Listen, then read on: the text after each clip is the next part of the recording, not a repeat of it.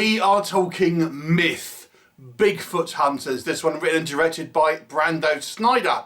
This is a very low budget Bigfoot Sasquatch movie. What's the plot? Essentially, it's a very low budget remake of Predator. Right down from literally taking scenes straight from the movie and kind of redoing them in a low budget fashion. But in case you are unawares, it focuses on this group of kind of park rangers that are essentially assigned by the military to go into this kind of remote area, this wilderness area, to try and rescue these kind of two agents that have got somehow kind of trapped there. And they kind of somewhat against it, but they kind of have to do it because it's military orders, etc. So they go there with a kind of a government liaison and are seemingly hunted by a vicious apex predator who seems to be stalking the area, you know, picking off the kind of the crew one by one. What'll happen? Well, you'll just have to watch the movie to find out. So first of all, let's discuss what I think works with this movie. So I have to say, I actually kind of enjoyed the cheesy Predator rip-offs. It does actually do a couple of other movies, kind of, let's call them homages, shall we, including Gladiator and Terminator 2.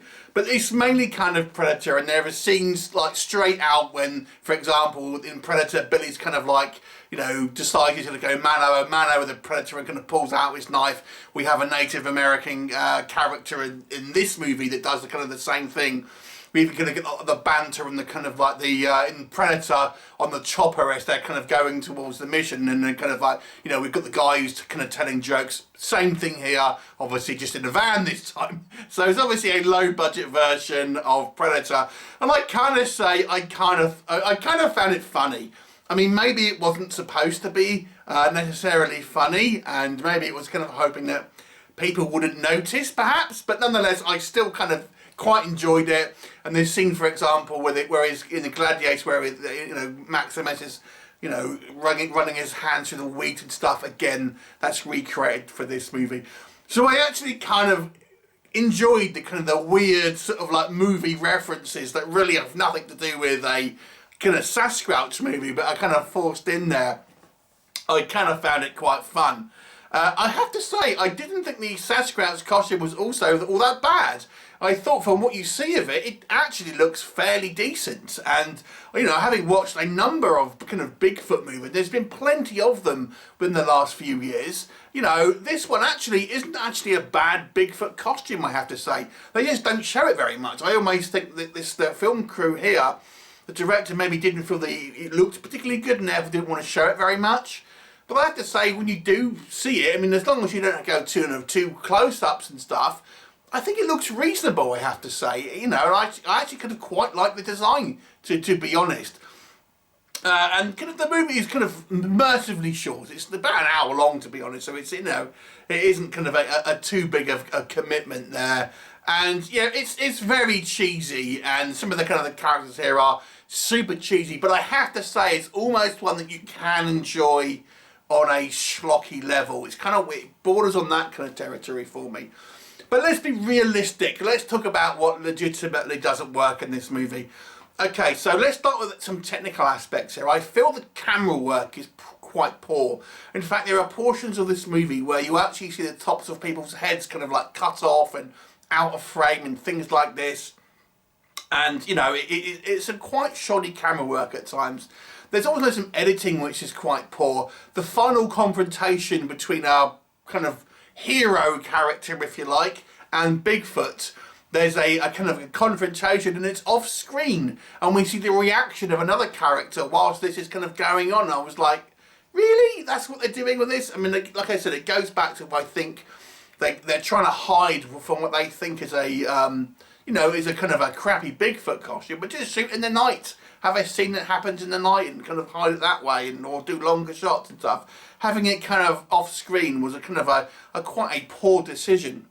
Now, despite this movie only kind of being an hour long, it still manages to drag, because, to be honest, it's lots of kind of just conversations with people. We actually see very little, as I've mentioned, of the kind of the Bigfoot creature, and as such, it becomes a little bit dull, because you have people kind of traipsing around in the woods, kind of having these kind of incidental dialogue with each other that doesn't really have much to do with the kind of the plot, and ultimately it becomes quite dull.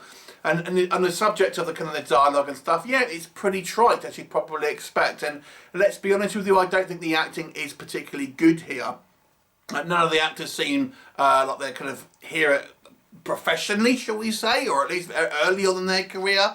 And there's some of the kind of the characters are written to be very kind of you know, cheesy stereotypes. For example, like the kind of the government guy that kind of goes with them, you know, Mr. kind of macho and all of this. It's just like very silly. Then they find this kind of female survivor in the woods, and she has the last name it's the same as the kind of the military guy that sent them out there, and I was assuming that it was going to be his daughter, but it's kind of never mentioned. Things like this, and she's, for example, somehow gone feral after just like seemingly like a very short time of kind of being lost up there. We get like a little bit of dialogue about how they're kind of doing some type of experiments up there, but I never really felt that kind of had much in the way of actual kind of relevant to the actual plot itself. It just seemed to be, again, thrown in there to kind of like pad out that kind of the running time. And even kind of like, you know, the area where it's set in, we're meant to believe this is kind of like a, you know, very kind of out in the wilderness somewhere, but there's clearly kind of signs of some type of industrial kind of works that are going on and things like this around kind of various kind of plots in the movie and things like that. So ultimately, it's a pretty hokey movie at the end of the day. Now, it ultimately isn't all of that interesting. I thought they way underused the Bigfoot creature here. I actually didn't think that the effects for it weren't as bad as I think even the filmmakers thought. But I still would have, even if they did do that, it probably would have benefited from having a little bit more of it on screen and having a little bit more of a kind of a fear factor, chasing kind of a stalking situation going on with the creature. As it stands at the moment, it's kind of few and far between, and we're left with some pretty unbelievable characters saying some hokey dialogue delivered by unprofessional actors. So I can't really give this any more than a 3 out of 10, but it does have a strange kind of like fascination because it has all these kind of weird little movie homages and stuff, which actually kind of made me think it was somewhat watchable, but in a kind of a weird, ironic way. So it's a 3 out of 10 for me. Have you seen it? What did you think of it? Leave me a comment and I'll look forward to seeing you next time. Bye for now.